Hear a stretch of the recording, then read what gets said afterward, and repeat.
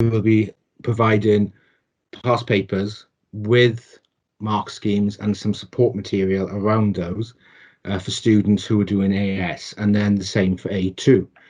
The difficulty comes for A2, where we made initial changes. We streamlined the content back in September, and we have got to adjust the past papers for 2000 well, we're going to use 2019, 18 and 17, last 3 years. Those will contain questions that now you didn't have to teach this year, so those have to be streamlined, and the mark schemes. But those will be available at some stage in the coming weeks. In addition to that, we're going to offer some guidance on processes, quality control, how to mark to a certain standard, and that will be something where we will work with centres for their assessment plans and per subjects, and something we will have to work together, because you will be marking the work and then submitting a grade.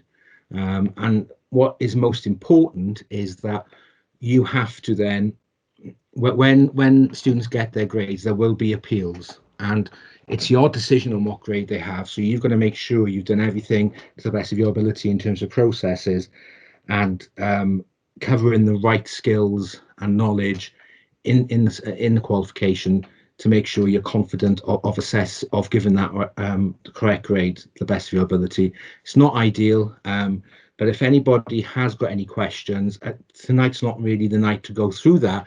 Welcome to email me, phone me, and we can discuss that. But there will be support and guidance coming out over the next couple of weeks to help you with that.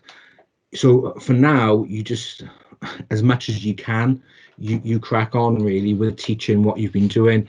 I wouldn't do any assessment. If you had any assessment planned in the next couple of weeks, personally, I wouldn't, in terms of a mock or something like that, I wouldn't do that yet until you have a clear idea of what assessment you need to do, and the evidence you need to gather, in making your decision on the grade.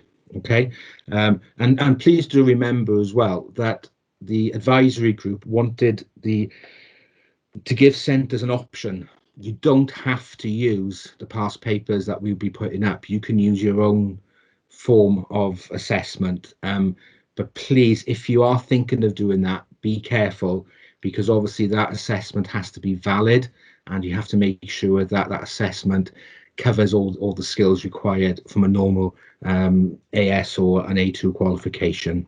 Okay, we don't know when the timeline yet. The advisory group are working on that at the moment, so the decision was only made last week. So now the job over the next 2 weeks is to put that into a delivery option, and we are working very, very hard to try to get that as quickly as possible.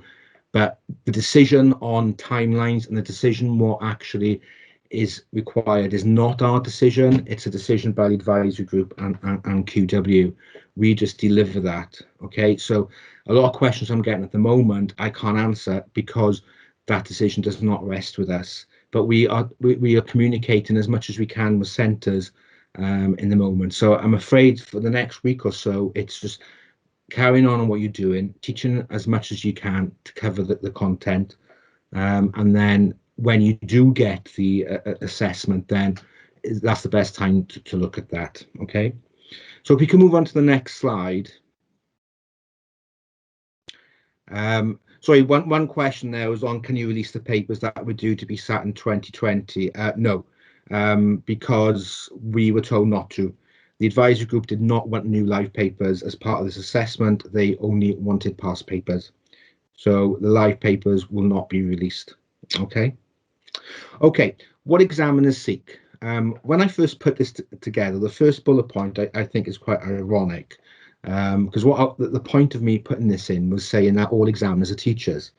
We only employ teachers to examine, which is important. But I think we could flip that around now, and so for 2021, we can say all teachers now are going to be examiners. So in a way, the points I'm going to talk about today is aimed at somebody who examines with us and the role of an examiner. All of you will be taking on this role this year.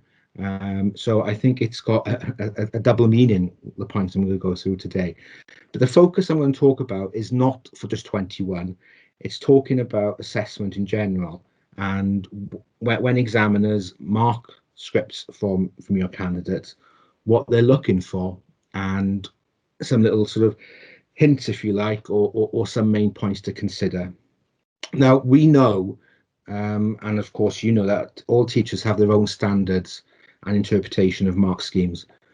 There's no correct one standard, but the whole point of an assessment regime and having assessment is to standardize assessment, because obviously all your students are competing with each other for university places and jobs.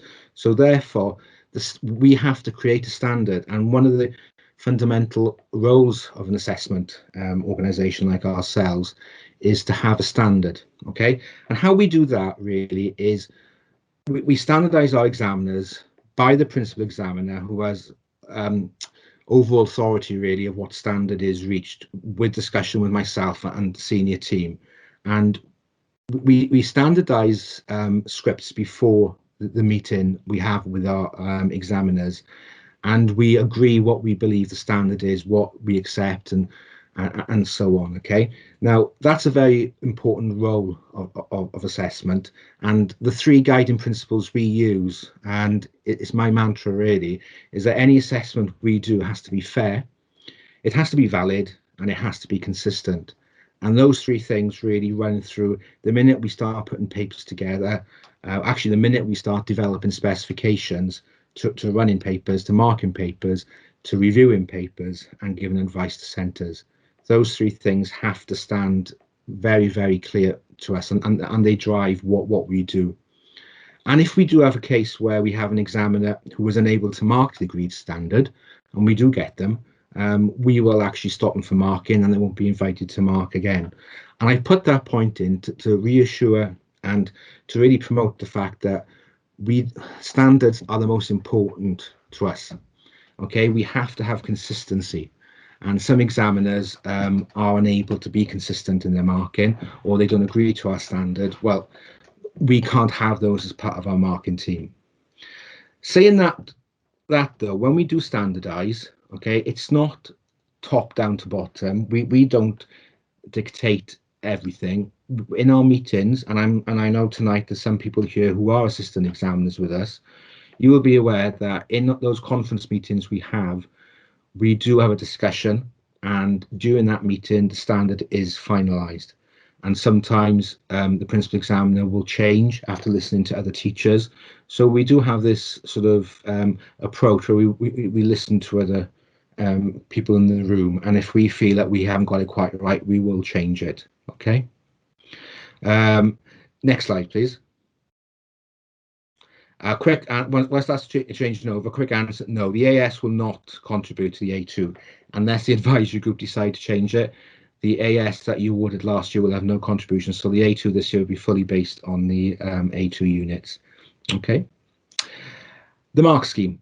Now, the mark scheme is, to me, one of the most important documents. It's actually more important than the exam paper in some respects, and that is written at the same time as the exam paper. Exam papers are written traditionally about 18 months before the exam series. Okay, so we do have we have up to 2022 exam papers that have already been done. Now, prior to that, so after the mark scheme is discussed at what we call a QPEC, that's where we get a senior team put the paper together and the question and the mark scheme. That is put in, and then just before the conference, so there's normally a week between the exam being sat and the conference, the principal examiner will go look at some scripts, early scripts, and will adjust the mark scheme just in case there are things that didn't work in the paper that we thought would work in a certain way, and that can be adjusted. It's adjusted again at the standardization conference, which I mentioned, and then by the end of that standardization conference, the mark scheme is finalized and cannot be changed. The reason that can't be changed is because we need consistency. Okay, so no further adjustments are made. We can't change the mark scheme when people have started marking. So we spend a lot of time on the mark scheme to make sure we feel we've got a fair mark scheme that's valid and is consistent. Okay, next slide, please. Now, one thing which is very, very important is positive marking. I know it's quite easy to gloss over this, but all our examiners are encouraged to understand that learners are writing in an exam under quite, stressful conditions, and we are not asking for perfect scripts here.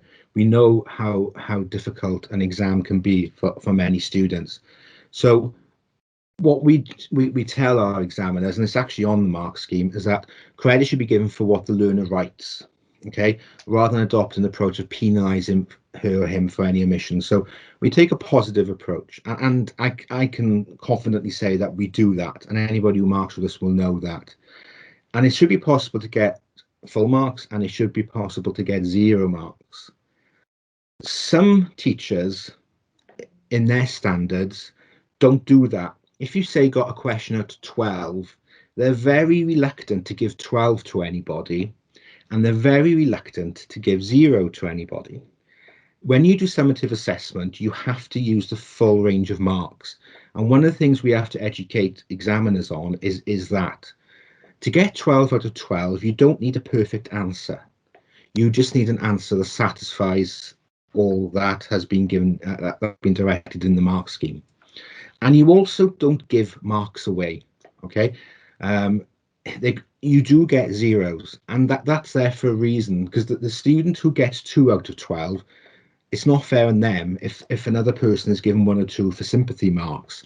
When the person who got 2 deserves it, they're pulled back down into rank, lower down into the rank of the distribution of marks.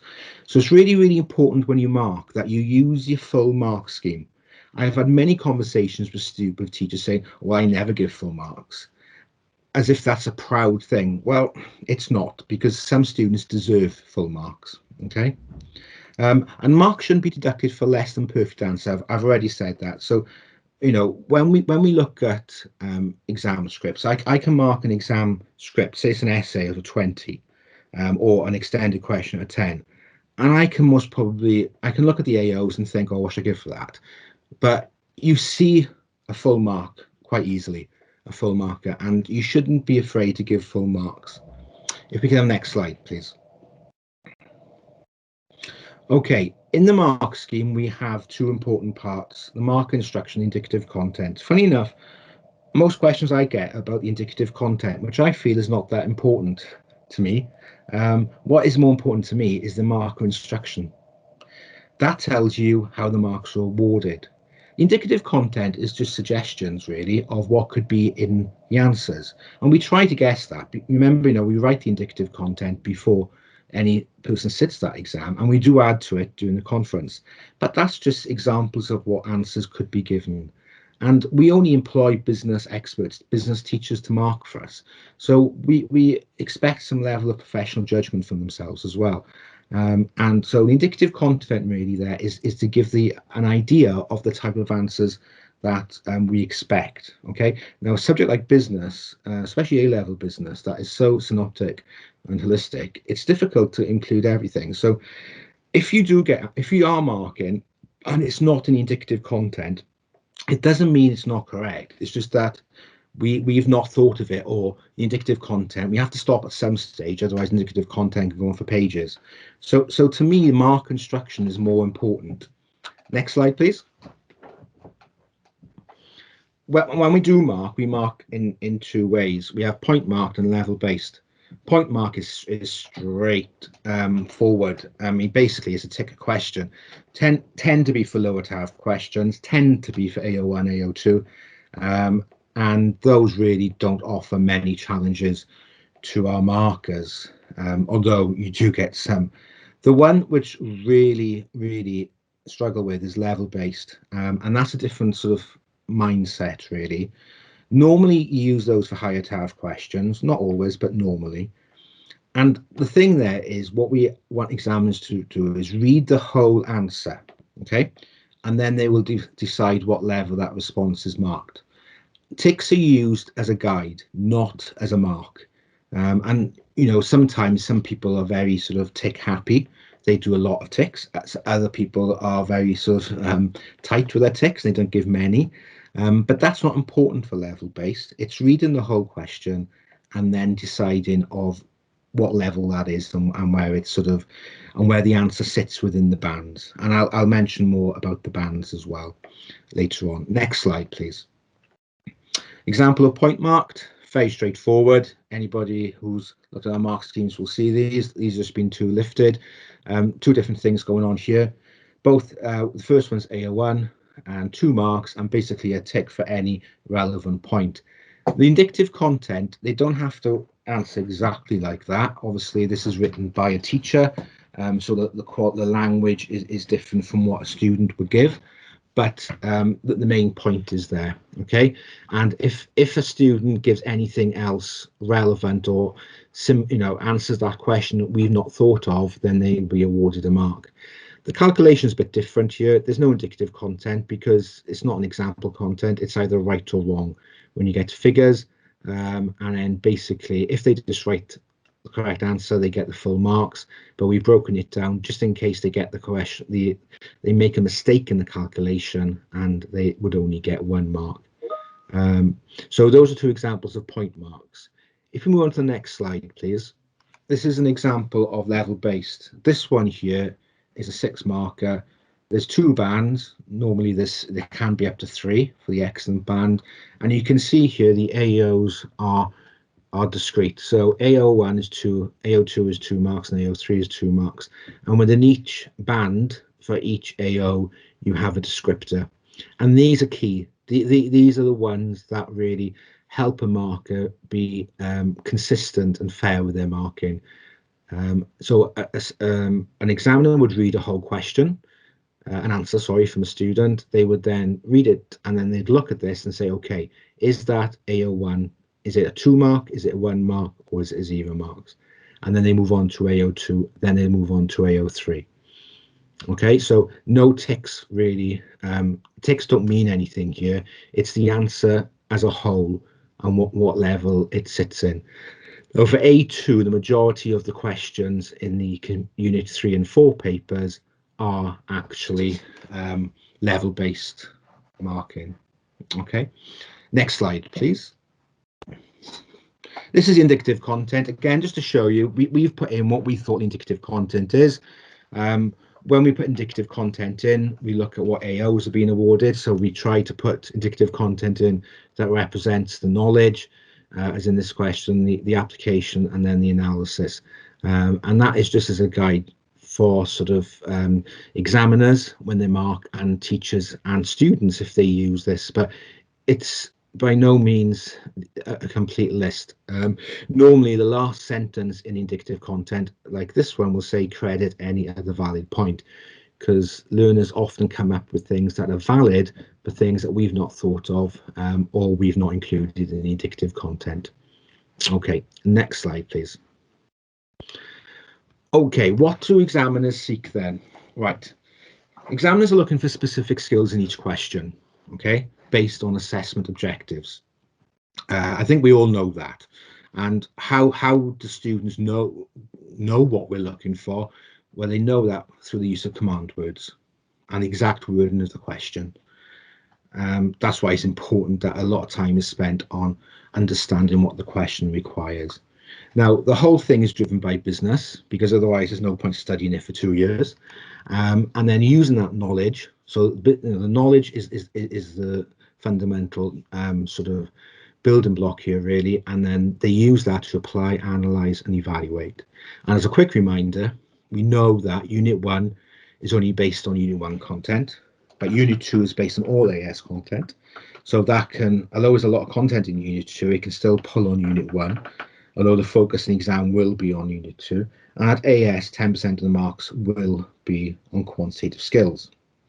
When you move to A2, so A2 builds upon the theory from AS.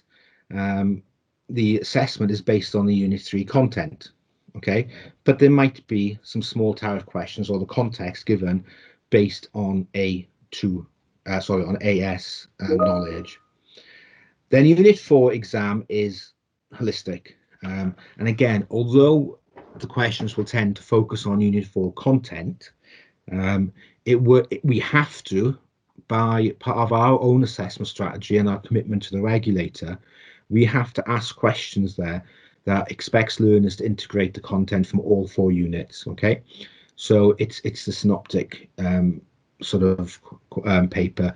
The essay normally covers that, but you also can get it in the case study. And once again, 10% of the marks tend to be 10% of the marks have to be quantitative skills, though that tends to be unit 3 rather than unit 4, because unit 3 is much more sort of analytical than unit 4.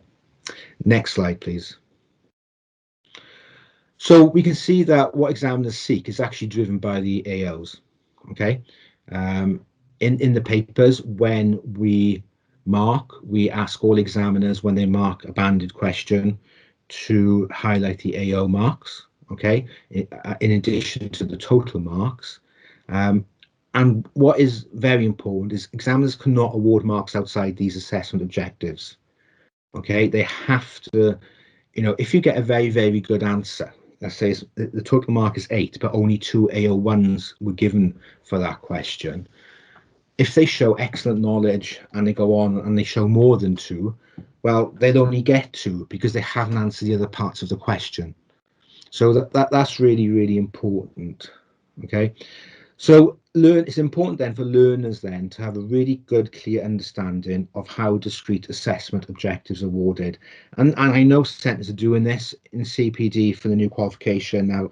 You know, in its 4th year, we've done loads of activities, resources, face-to-face CPD on this, and you know, I've spoken to a lot of teachers, and they're focusing now on really getting their learners to understand different AOs and what the requirement of the 4 AOs for business.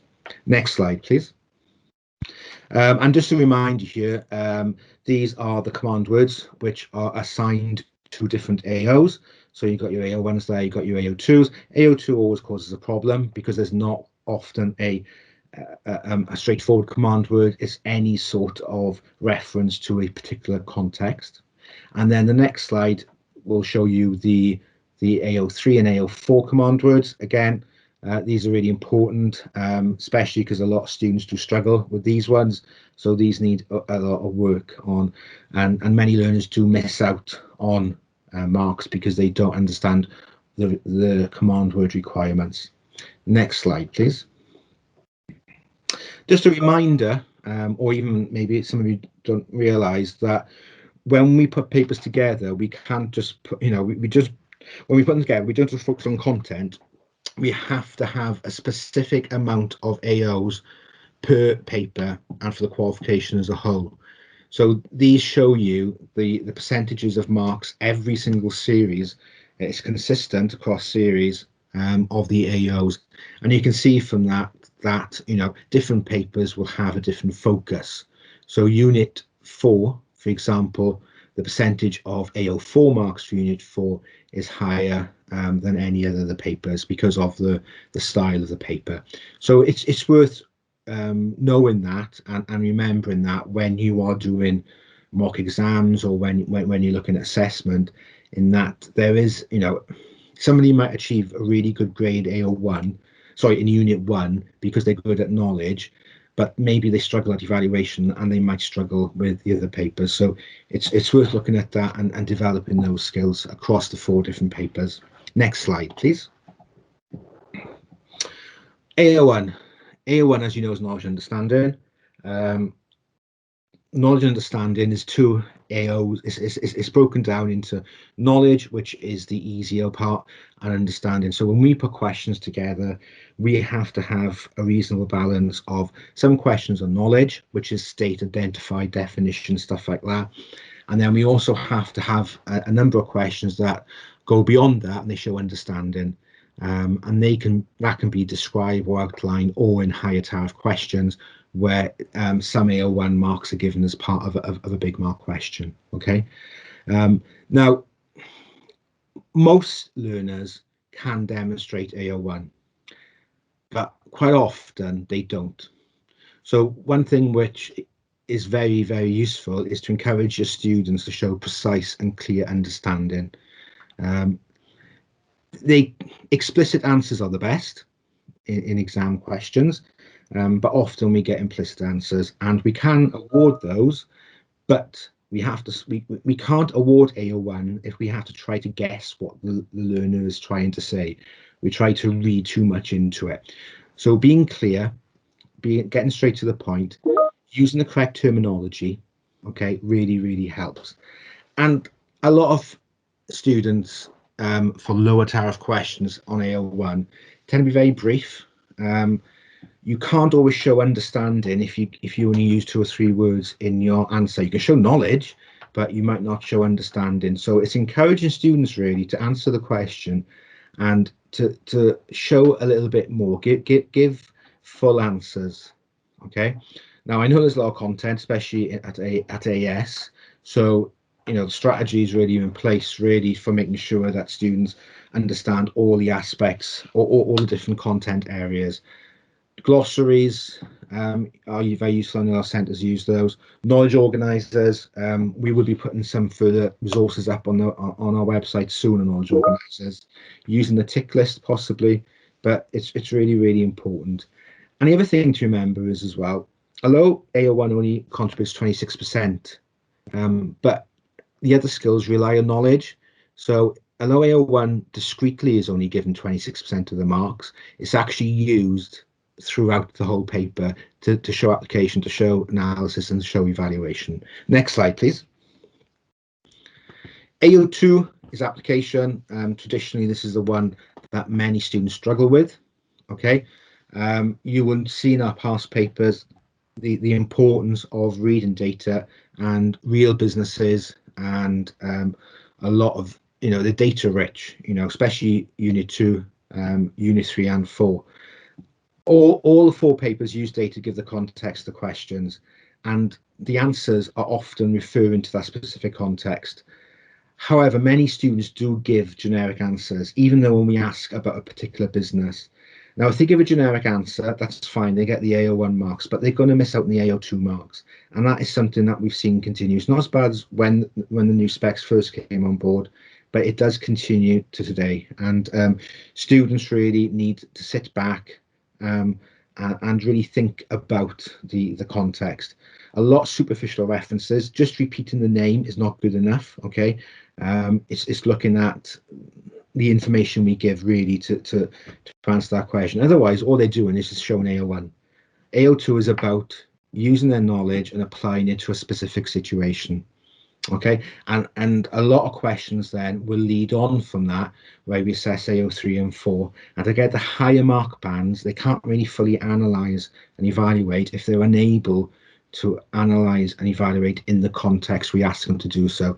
So this is something I think I still needs work on. Next slide, please.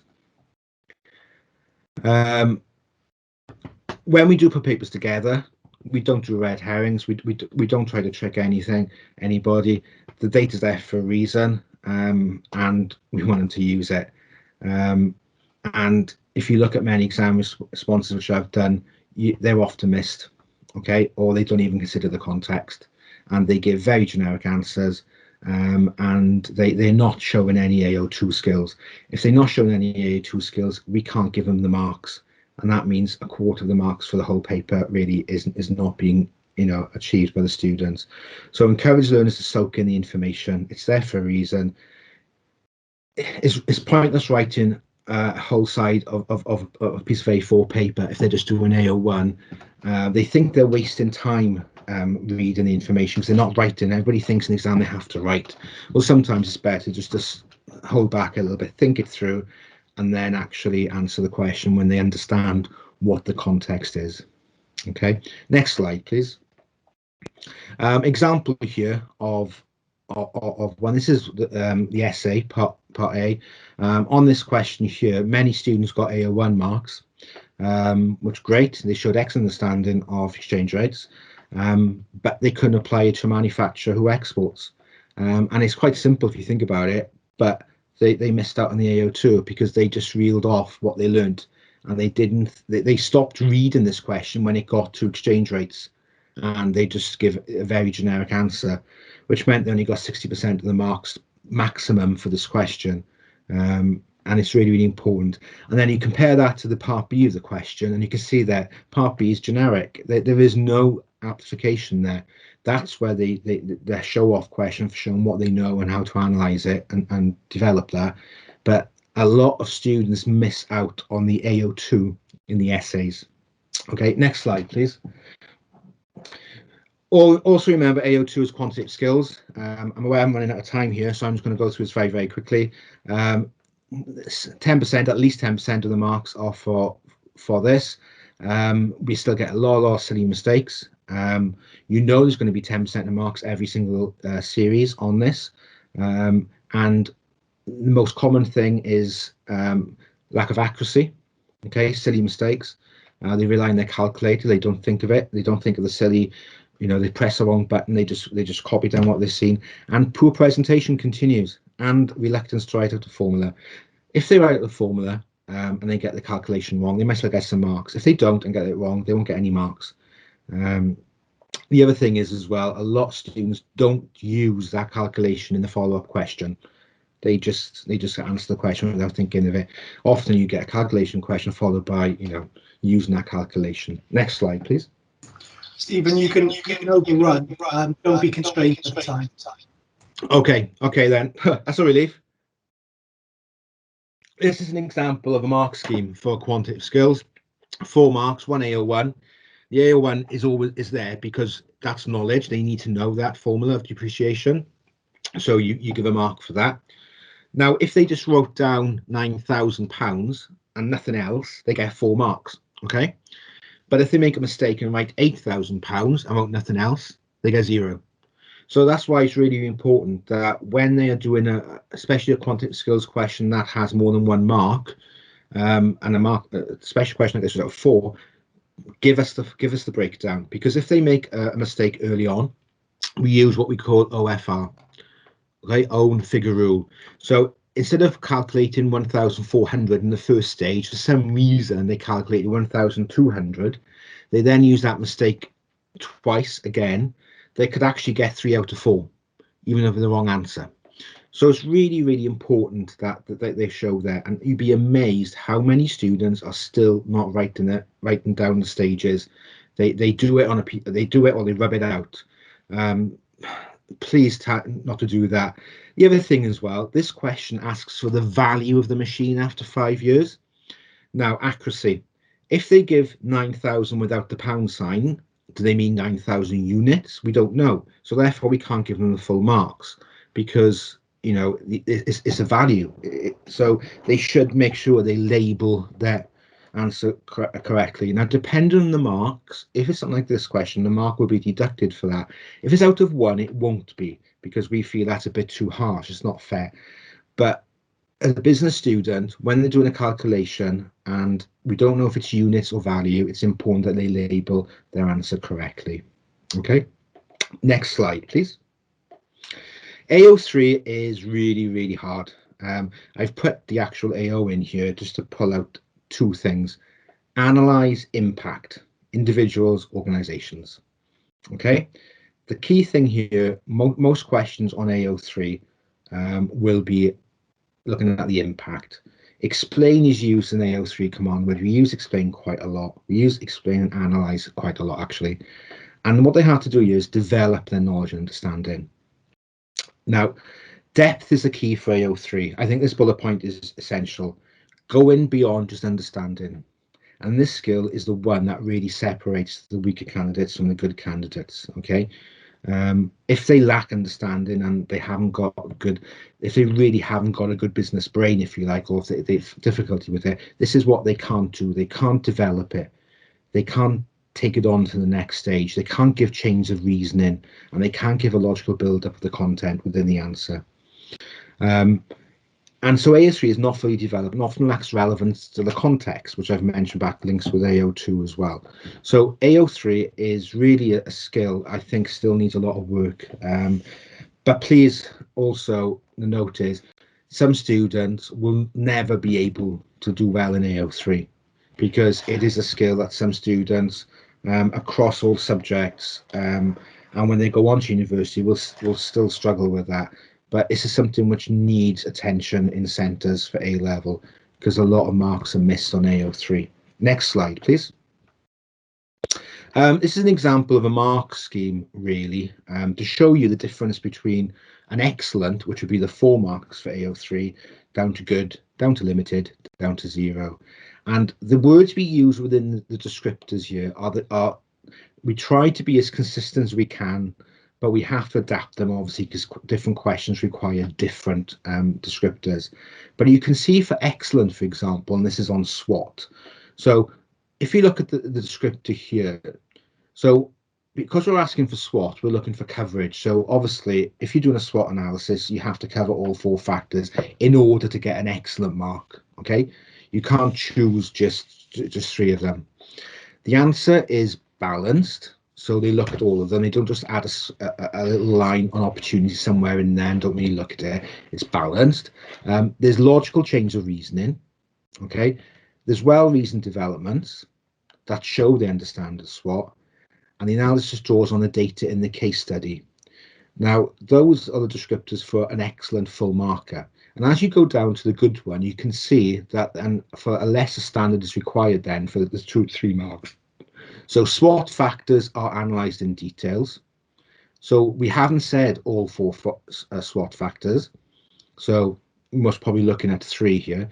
The analysis is developed and it's in context, but it might be unbalanced. So they might be very good at strengths and weaknesses, but bad on something else.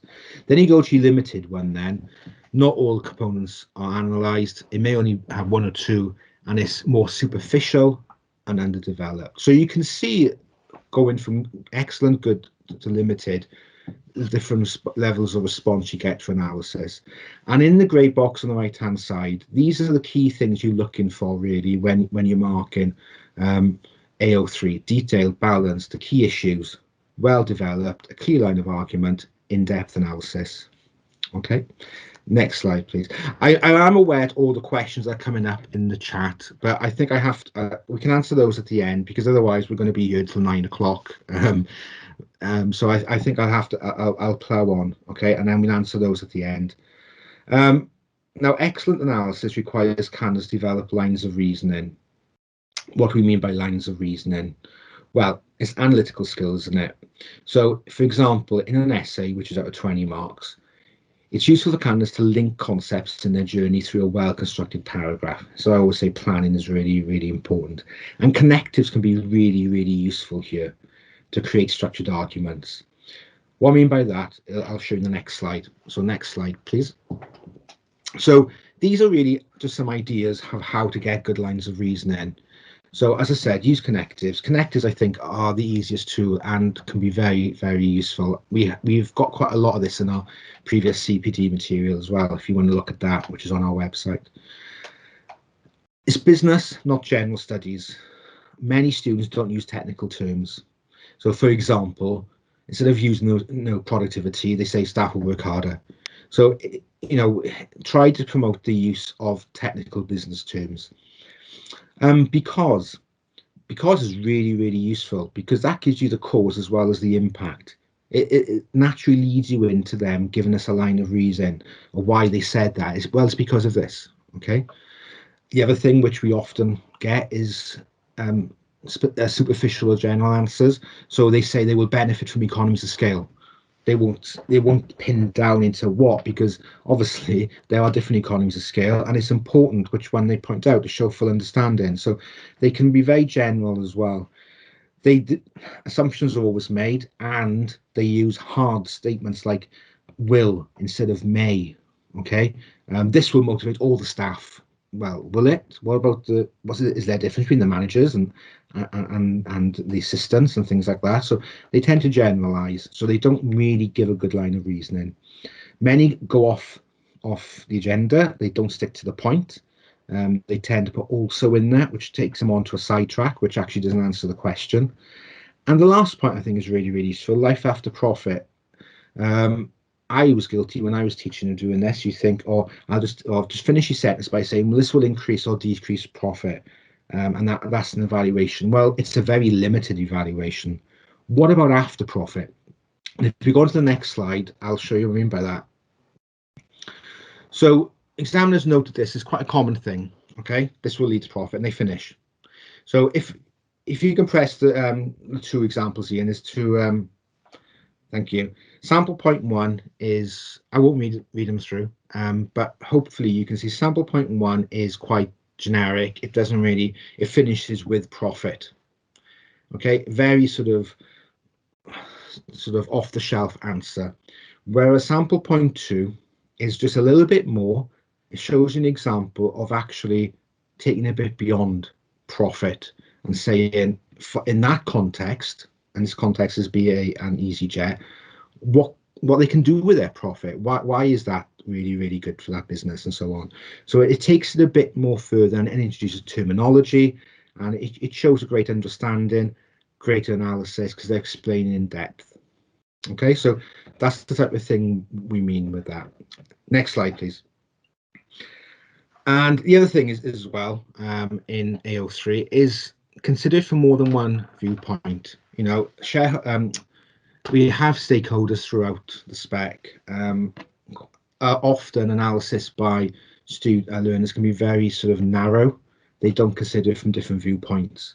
And that can, you know, if they give an answer from different viewpoints, even though it's not asked for sometimes, if it's relevant, that can be rewarded well. Okay, so get students to think of different stakeholders and how the situation will impact on them. And then obviously that good analysis can lead into AO4. It's a natural lead into AO4. Next slide, please. AO4, important thing here is about judgment. What we're asking for here is using knowledge analysis to make judgments. And I've put in what is evaluation from Oxford Dictionary there. It's making a judgment, and that's what we're asking for in AO4. Okay, next slide, please. It is hard, and many students struggle with this big time. A lot of students struggle with evaluation. Now, throughout all the papers, evaluation is often attempted by learners, but often leads to repetition, what they've already said, rather than the creation of a judgment, limiting the marks for AO4. You can't be rewarded more marks for saying the same thing. Evaluation is often superficial, or it's limited, and they don't use the context. So this is something which I think it could, you know, really sort of be worked upon, and some simple little tips really of how to improve their evaluation skills. And evaluation is not a summary at the end of the answer. A lot of students do this. They just summarize what they've already said. That is not evaluation. Next slide, please. The quality of the argument in support of the judgment is the key here. Okay, so if they just make a judgment, they've got to back it up and say why. And it's unlikely there's only one correct conclusion. So we don't limit that. We don't do that. Okay, if they come up with a judgment, which we might not agree with, but if they can give a business reason for it and back it up, they will get the marks. Repetition, I've already said that, which is ironic, isn't it? It has the sort of the evaluation is to do it at the end, what we would call the conclusion. It has to be something new, really, to get the marks in a conclusion. And for that reason alone, really, we like students to evaluate throughout. The context in which the evaluative task is set is always important. Yeah, apart from the essay, which is the part B of the essay, most of the questions will ask them to do some judgment in a certain context. That's really important that they consider that. Okay. One thing which we really promote, and again, we've got CPD stuff on this, resources on this, encourage evaluation throughout the answer, not just something bolted on to the end. Okay. And often the best marks by students are given by the students who give judgments throughout the answer, and they evaluate each point.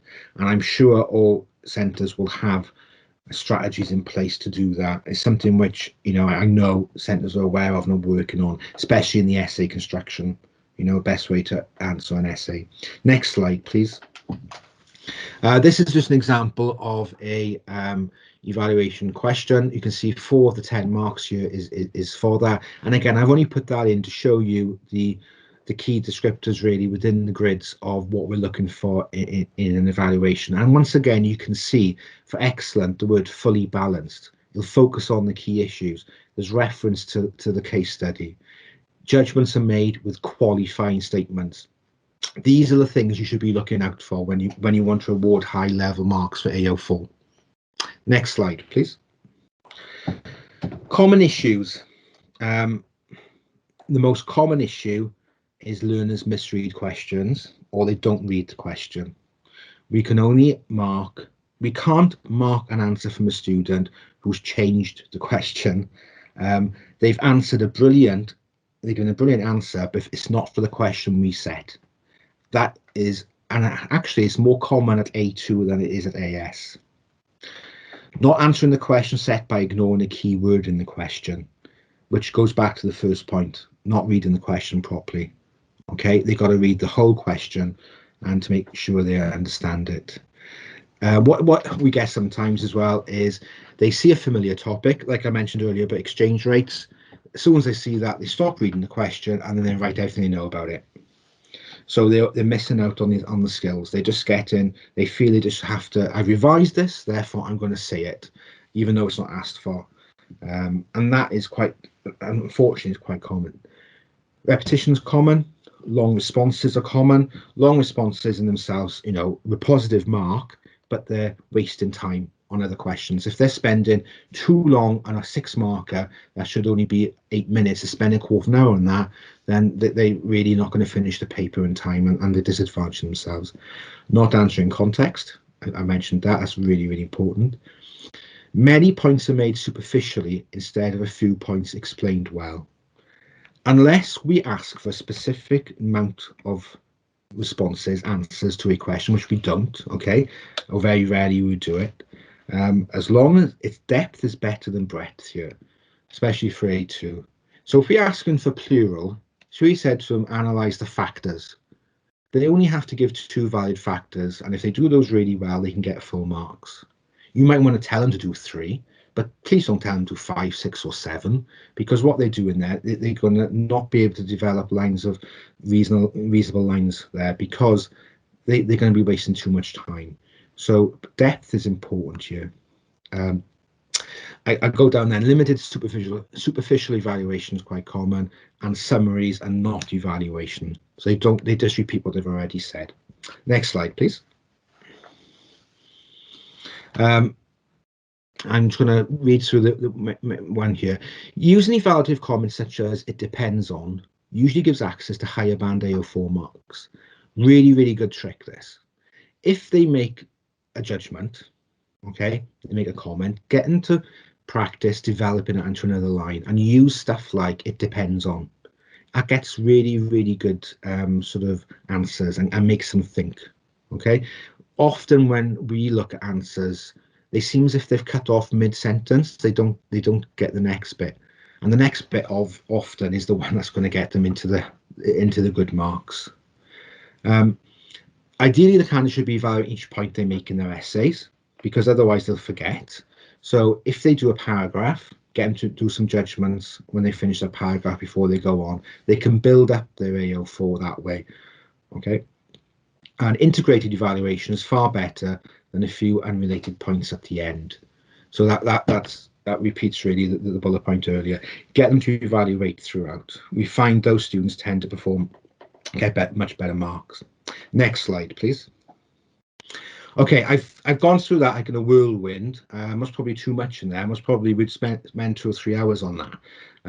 When my bit finishes, I'll have a look at the questions, or maybe we can go through another discussion. I'm not going to spend too much on resources and CPD because I think everybody knows what's available.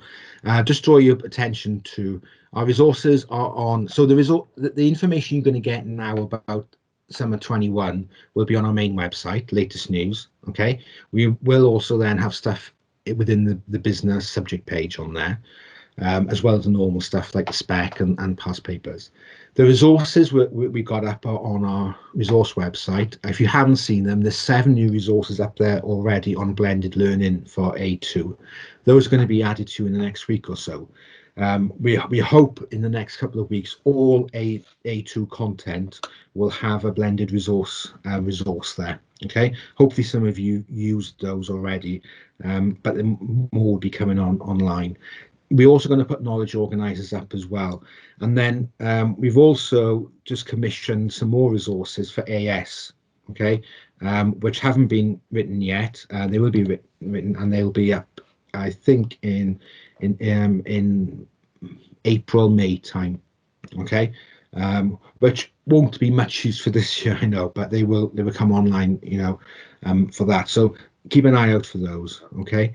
The other thing is Facebook. Please have a look at join if you've not, and so you can talk to your fellow teachers. It's a network group to talk to each other. I sometimes go on there, but it's not for me really. It's for you guys to share resources, ideas, and discuss things.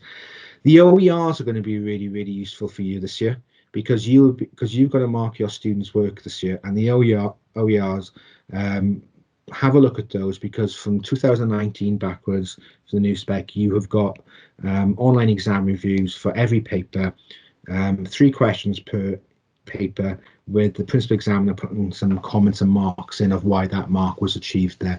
So those are going to be, I think, play an important part when you get ready to mark your students' work. Okay. Next slide, please. And I think that is it. I've run over by about 15 minutes. So if I'll have a look at the questions now, Ian. Are we going to discuss those now, or how do you want to manage this? No, I'm absolutely happy for you to do that. So go through the questions. I couldn't keep track of them and do the other things. So if you could... I know there's too many questions there. Shall I don't know where to start. Okay. Shall I start in the latest and work backwards? I'd be tempted, yeah, because they're the freshest. Okay. Bad feedback. I don't know what Mark means by that. It means that when 2 of you were talking, you heard twice over. That's what it means. Not feedback in terms of marking feedback. Okay. Okay. Examples of evaluation throughout. I think there might be some in the OERs. There might be some in our CPD material. We do put up exemplars in our CPD material, which you can look at. So there should be some in there. And CPD material, going back a couple of years, but I think there will be some there. We haven't got anything specific on evaluations throughout, but I know we have done a lot of work on this in previous CPDs, giving information on trying to evaluate throughout. Copy of the slides. If people email me, I have no problem sending this slide out to people. I can do that, no problem.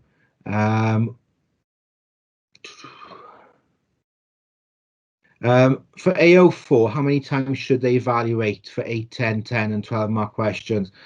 I'm not sure how many times they evaluate. We're not counting this. It's the quality of the evaluation. You naturally put in a judgment when it calls for it. So if you were doing an essay and you're making an argument, every point you make, you should put some form of evaluation in there. It's not limited that for 8 markers we expect this much evaluation, or 10 markers. We're not counting this. We're looking at the quality of the evaluation. Okay, and does it meet the descriptors? It's not as straightforward. We don't sort of stop examiners saying, "Oh, you're looking for 4 evaluation marks here." That's not how we mark. We're looking at that the whole thing. Is the evaluation balanced? Are they considering all the different factors? It's really difficult to limit that into saying, "Oh, they've got to do it 2 or 3 times." Okay.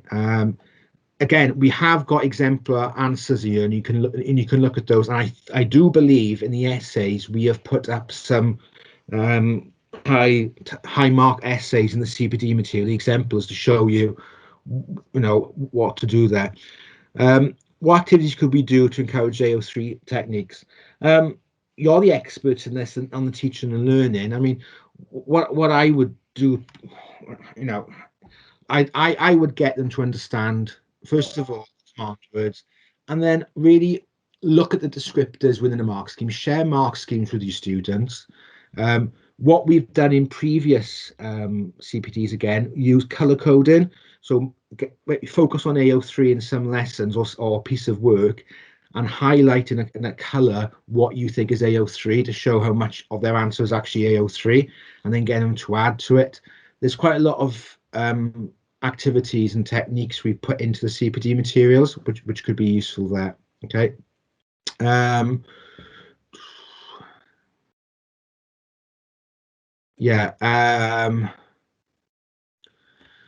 terms of, I think one of the biggest challenges is the levels-based marking for essays, and more annotated scripts available for teachers would be extremely useful. We will be putting a support package together. Please remember, though, the last exam series was 2019. Those scripts no longer exist. Okay. We haven't got anything since 2019, so we're very unlikely to have anything more to add to that.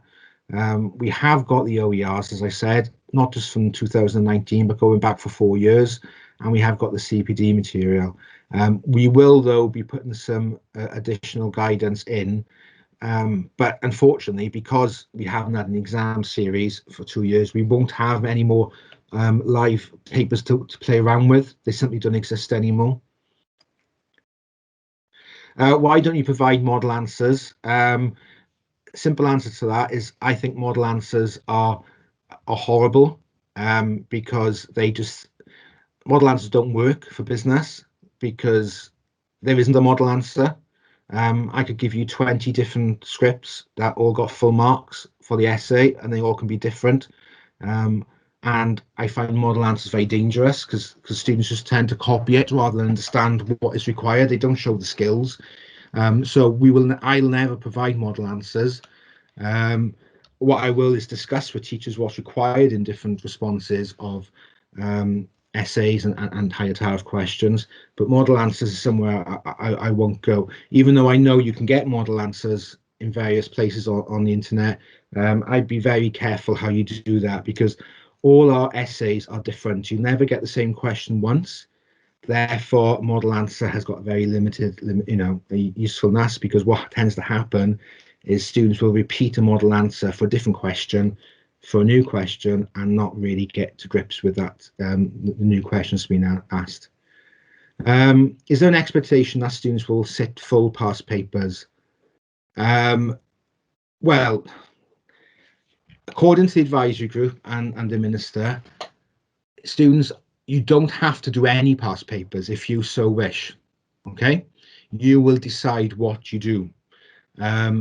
But saying that, if you want them to be awarded, say for example, a grade A at A level, then they've got to show the skills required for an A level.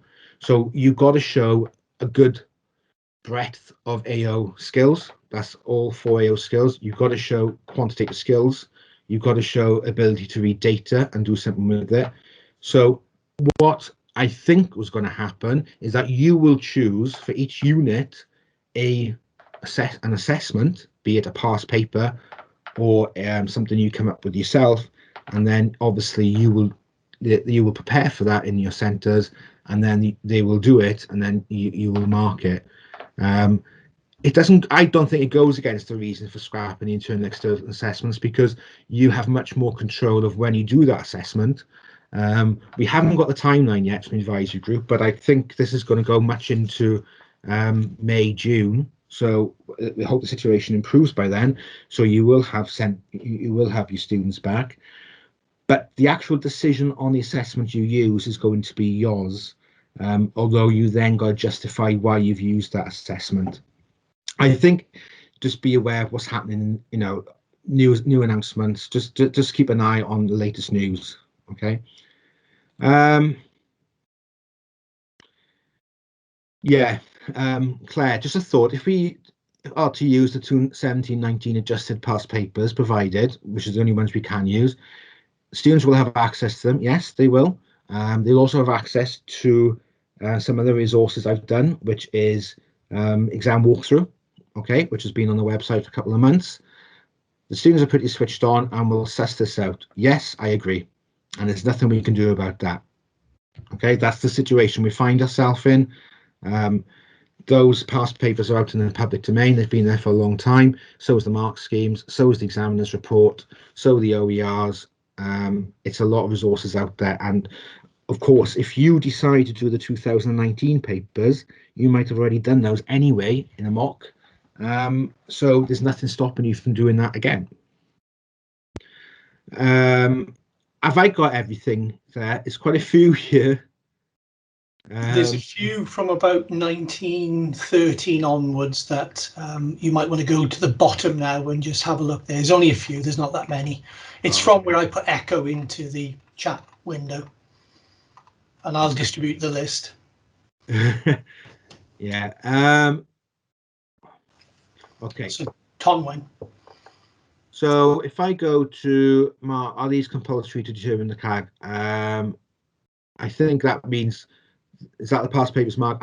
No, nothing's compulsory, but I would hold off until we get further information from the advisory group and QW on what the process is going to be.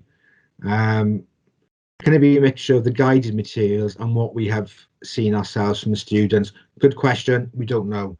We haven't had that yet from them. Okay. I would think sensibly yes, but if that's not my choice, that is what QW and the advisory group say. Okay, I would think so, but the problem is, how do we standardize your own assessments compared to other centres? That's an issue that goes on. You know, it does worry me. I think I've said we can't release the 2020 papers because the advisory group did not want live papers being released because that would seem more like an exam. They wanted resources and assessment material that's already out in the public domain to ease the burden on teachers. Will we get paid extra as we're going to be all examiners? Speak to your head teacher. Will AS contribute to the overall qualification? No. I think I've already answered that one. I think, is that all? I think I've answered all the questions. Yeah, I think that's fine. Thank you very much, Stephen. Okay. I'm just going back down to somebody's added any later ones. Can't see any. There is a couple more. Okay. Is it okay to teach content that's been removed? Yeah, if you're in the lucky position of doing that, please do so, because that's going to improve your students' learning, understanding for progression. If you are in that place, please do. They're not going to be disadvantaged anyway. And if they bring that into an exam, into assessment, and it's valid, they'd be rewarded for that. So the removal of content is just for those who are finding themselves, you know, with much less contact time with them. And then, yeah, basically, I think what the advisory group are going to say, when you say for each unit for the A level, I recommend all 4 units have some type of assessment. No, what we think is going to happen, and this is based on earlier decisions made by the advisory group, your A2 students will only be expected to do unit 3 and 4. Your AS students will only be expected to do 1 and 2. Okay, if you want to do more, I don't know what the option will be for that, but it will be focused on the A2, it would be the 3 units. How long have we got till end of May? I don't know what you mean by that. I mean, how long have we got in terms of teaching? Is it till the end of May, end of June, or July? Well, we don't know, because the advisory group have not released a timeline. We're still waiting on that. Okay. It's just assuming that at the moment, we think the timeline is going to be sometime in May or June, but we don't know because they've not released that yet. Thank you. Can we have to complete a paper in 1 session? I think we'll be given further guidance on this from the advisory group. We don't know yet. We don't know if you need to do it in exam in a room, or we don't know. We're still waiting for that. Okay. I think that's it. I think. Okay. I'll shut that now, Ian. That's fine. I think what you went through there is incredibly valuable. Within the university, we've been fighting with how we map in, you know, suitable learning outcomes and assessment outcomes in the context of, you know, remote learning and remote assessment. So you know, what you are going through is very close to our hearts and what we've been working through and pretty much putting in 70-hour weeks since March. last year. What you won't realise is that I only turned 40 last year, and I used to look like Brad Pitt. And this is what 10 months of the pandemic has done to me. I'm joking on both matters, obviously. I'm well over 50, and I never looked like Brad Pitt, I can assure you.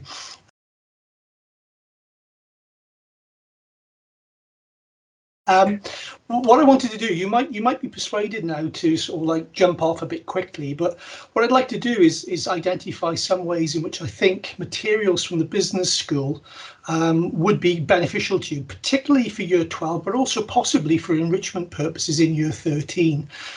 From informal chats we've had with the sector, we recognise that you're working under the same challenges as us, and if we have materials available to you that you could use and that you can prioritise for us, then we can probably find a way of helping you out of the content situation and enriching the actual learning environment. When, like universities, all I'm doing currently is staring at a screen. So I'm going to have to share my whole screen. There's going to be Robin Lovett also on this brief chat, but I would strongly recommend that you just hold fire for the next 10 minutes or so, because I think some of these genuinely will be beneficial for you. Just, can you see my... Okay, just checking. Anybody, can you see my screen okay? Yes. Thank you. Cheers. Okay, so I'm Ian Harris. I'm the person who's been contacting you and sending you text messages, and I appreciate your gentleness with me. We had all sorts of problems with setting up the actual invite system, and you can see tonight we've had issues with the actual Teams environment. This was incredibly slick at 10 to 6, and I seem to have broken it since 10 to 6. So some of the materials that we have available to you include the video lecture series. What we've done is we've gone through the Key Stage 5 business specification, and we've mapped the main specification providers, including the WJEC, into a series of provision. These are lectures. They range from between 15 and 50 minutes long. They have multiple choice tests, so students can actually test their understanding of core areas, and there's also additional exercises that they can develop, and they can sort of try to expand and elaborate on their understanding, because some of the things that Stephen was mentioning with regards to students not evaluating sufficiently, analysing and showing that the top levels of Bloom's taxonomy, God forbid I got that into this presentation, are absent, and they're absent for our students, and it's obviously quite obvious that they're absent for Key Stage 5 as well. So the content of the video lecture series is very similar to what I'm going to show you next. The impediment for you is that is the registration to course sites, which is a Blackboard site associated with this. So what we've done is we've created a TES Teaching Resources Hub. So this is ABBA Outreach's shop, and we're doing this as a faculty, and we're in the Faculty of Physical Sciences, so there's some physics in there, some maths in there, some computer science in there, but the vast majority of this is business. Just to give you some idea of some of the content areas within there, for example, we go through segment target position with a distinct emphasis on position. So this is marketing. We're looking at new product introductions, overview and MPIs, and why organisations MPI, and why, how they map that to, say, ANSOF, for example, or the Boston Consulting Group matrix. We obviously do the 4 Ps of marketing, so price, place, promotion. And the 4th one, product. We do some stuff on Tannenbaum and Schmidt. We're looking at outsourcing. We've got content for sources of finance, setting financial objectives. So you can see there's quite a bit of material there. And obviously this is all you do to get this. I'll send you the link out tomorrow, is you click on the link and it'll take you directly to this material. There's no necessary registration. You can just download and use it as you see fit, and share it if you need to, if it's useful to you. So the TES thing, followed by specification lectures. What we've recognised is that in our sort of common first year, because the university runs a common first year, there's an awful lot of materials which are directly mappable to the specifications that you're teaching from. So if you think about your term plans and the outcome of your term plans, we've got an awful lot of content which is recorded, very professionally recorded, very pedagogically sort of focused. We do pride ourselves on the fact that we're exemplary teachers.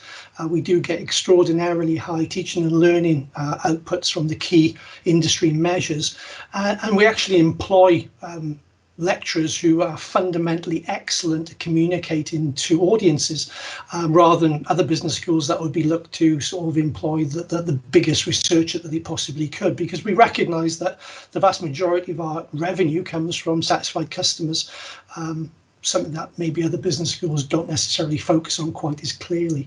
So with these specification lectures, what we're going to try and do, and what I'm going to send out tomorrow, is a set of questions which will ask you what sort of content you would find useful to be able to incorporate into this term's plan and next term's plan. Now, I know for year 13 it's getting quite late in the day, but definitely if you wanted to firm up your year 12 activities and maybe enrich it or embellish it in some way, or just give them a slightly different focus, because, you know, I really feel for the students at the minute. They're sat at home, they tend to be quite socially isolated, and any sort of interruption they have to their typical day can be beneficial. How do I know this? Because pretty much we're getting 100% attendance at our seminars and online activities currently, and that is rather unusual. We normally get 80%, but to get 100% suggests that our audience is fundamentally bored of what they're doing, and they're quite happy to come and sit through people like me talking.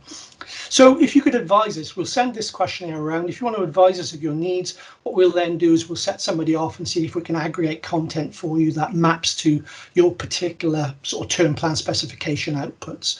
And I'll try and send that to you tomorrow by midday. Invariably it will be. When I say quantity is limited, the actual materials aren't limited. It's just the amount of processing time we've got on the back end to go through all of the different sort of lectures that we have recorded to make sure that the content maps to your learning outcomes and your assessment outcomes. Here's some examples. So this is from the marketing principles. You can see that week 1, week 2, you're looking at marketing principles, society, marketing mix. Week 2, looking at consumer behavior in the purchase environment. So, you know, when you dig into these particular areas, there's a great deal of overlap between this content, this recorded content, and what you'd like to live. And all of this stuff is available. We power it through Panopto, but what we would do is we'd create a YouTube channel for you where that we could dedicate some of that resource to you, okay? And this is kind of the question you're going to get asked tomorrow. Basically, you'll put your name, school in, some contact details, and you just tell us what you would find beneficial. And what we'll do is aggregate that on the back end, because this is supported by an Excel spreadsheet, and we'll try and find categorizations and find content and then communicate that content to you. In addition, what you might find is, for motivation purposes, is that your audiences, your students, may just need a little bit of sort of light relief, for want of a better word. And what we've been doing, these are very contemporary presentations, they all last between about 25 minutes and 35, 40 minutes, is we are trying to create content which allows people to explore elements of disciplines, to allow them to elaborate when they're asked on those level 3 and level 4 questions with examples. So an example would be the Weird World of VAT, which is an event that took place this afternoon with Dr. Sarah Lindop, and realistically that maps very closely to your finance, taxation and VAT elements of your specification. We've got one coming on stream very soon, actually in the next week or so, and it's doing good for business. So it's looking at how, you know, social responsibility and corporate responsibility maps to the positioning of a business and then to the targeting of a certain type of consumer. Then similarly, we're looking at Netflix devours blockbuster, chews down on Hollywood, industry disruption, investment advantages, new product introductions, and goes through how Netflix tried to evolve their business over a period of a decade to map to the consumer requirements, the delivery mechanisms of their environment. Rise of the Machines, that's looking at automation and the impact of automation on basically on employment, but it also covers a great deal of supply chain, upstream and downstream, and maps to company and mission. That's why I said some of this material is definitely relevant for year 12. And then 3 lessons that Apple learned to become a $3 trillion company. So obviously you can tell that I've been looking at what makes good sort of titles on social media, and I've been practicing that particular art. Something that's probably going to be useful for you later in your cycle, so when your year 12s enter September or October, we provide an effective UCAS application to business school. So we can provide this as a dedicated live session for your cohort from Aberystwyth Business School. And if you don't want that live, you just like access to the content, we're more than happy to share with you the presentation that we delivered in the end of October 2020. So again, less than 3 months ago. And it basically, if you've got candidates who are thinking about applying for economics or for business and management subjects, then it pretty much gives them best practice of how to frame their application, their personal statement, so that it really resonates with the business school's admission tutor. This is an example of the video that's done, and I presented this particular one with Lily Weirden recently. Does it work? Well, this is some feedback from people I don't know. Just writing to let you know that after 5 days of my application, I'm being in. I've received my first offer. Thank you very much. And then we have this one. Hi Ian, pleased to tell you I've recently received offers from Durham, Nottingham and Cardiff, as well as this because I go to skate schools. I've had reduced offers. So these are obviously sort of feeding back quite strongly in the type of outcomes that your students would be looking for. And again, this is something that we're more than happy to undertake on your behalf. We can either do it as a group session with multiple schools, or if you want a very special focus activity, as long as you give us enough advanced notice, we'd be able to facilitate that quite easily. As I've mentioned, we're running under exactly the same constraints that you are, where most of us are working 70+ hours a week to try and make sure all of our materials are recorded, and then we're delivering pretty much the same amount of face-to-face seminars over Zoom or Teams. So the information associated with this will be devolved is the wrong word, but will be sent to you tomorrow around about midday. So what I'm going to do now is going to pass you on to Robin Lovett. Robin Lovett is part of the partnerships teams that works predominantly in Wales, but also on the border areas of England. And I'd just like him to introduce you the more sort of higher level. I know that we've got some heads of sixth form in the audience here tonight. So again, for subject specification and also for head of sixth form, this next bit is equally resonant. So I'll pass over to Robin. So Rob, I'm going to turn my video off. And if you're there. Yes, I am, yeah. So yeah, thank you, Brad. My name's Robin. I'm a student recruitment officer. Yeah, so I do a lot of different outreach activities across South Wales, Herefordshire and Gloucestershire. My counterpart, David, does a lot in North Wales and the Welsh medium schools. And we've got various student recruitment officers in England as well. If you want to move on to the next slide, Ian. So basically, one of the things we've done successfully over the last kind of term really is drop-in lessons in a variety of different subjects, including business, or especially business.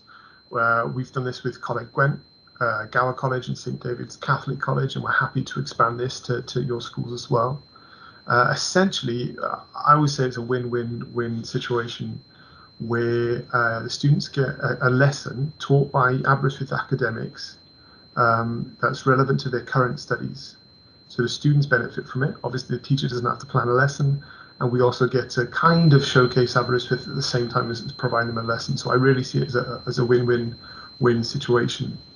So if you did want to book a drop-in lesson with us, and have a member of the Aberystwyth Business School or any other subject as well. For example, we did an economics lesson on deflation with Gower College not too long ago, which went really well.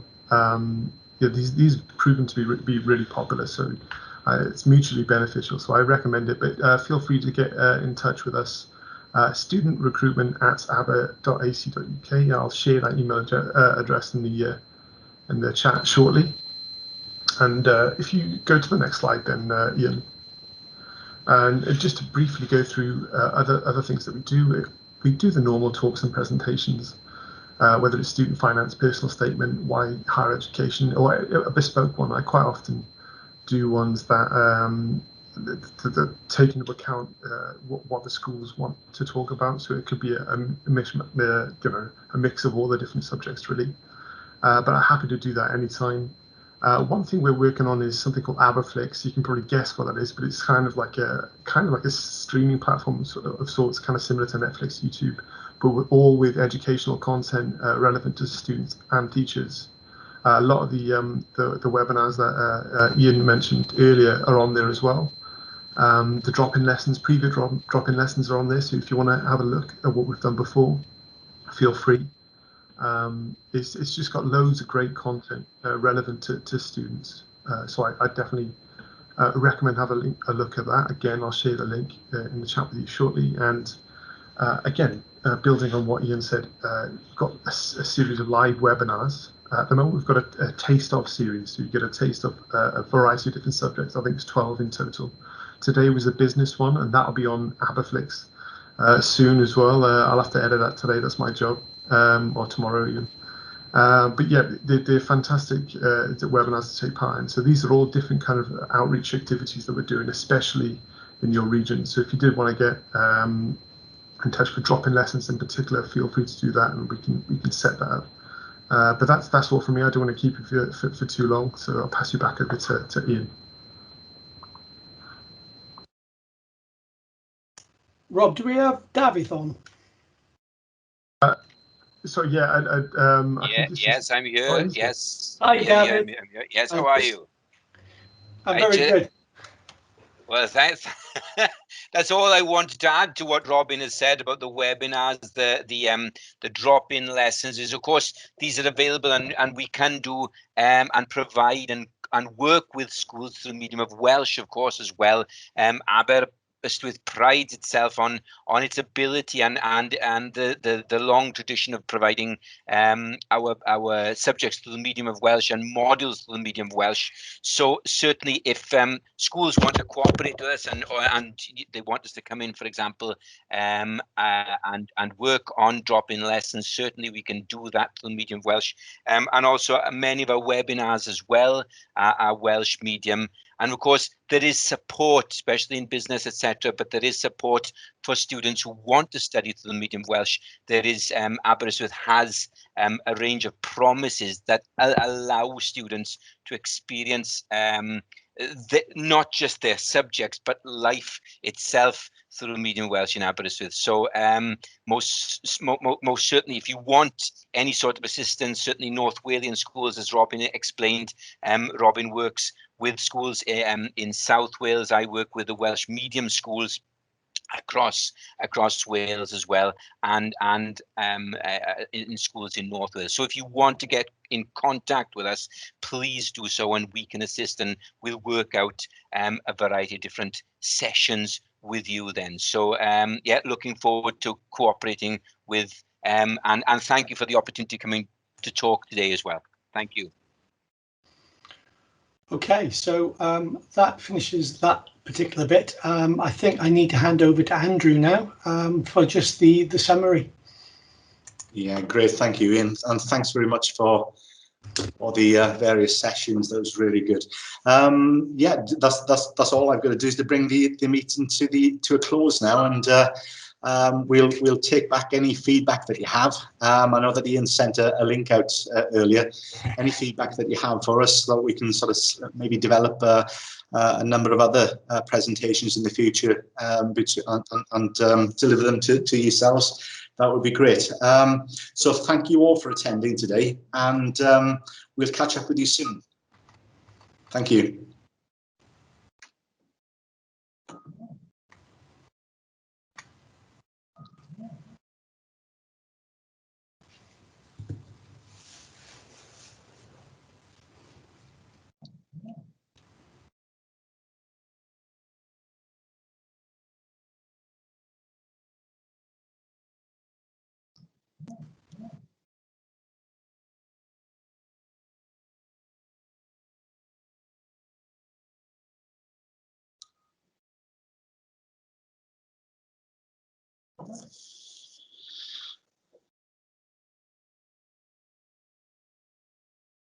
So have you been having problems with your electric down where you live, Andrew? Yeah, oh, it's been a nightmare, and every time it comes back on, for some reason the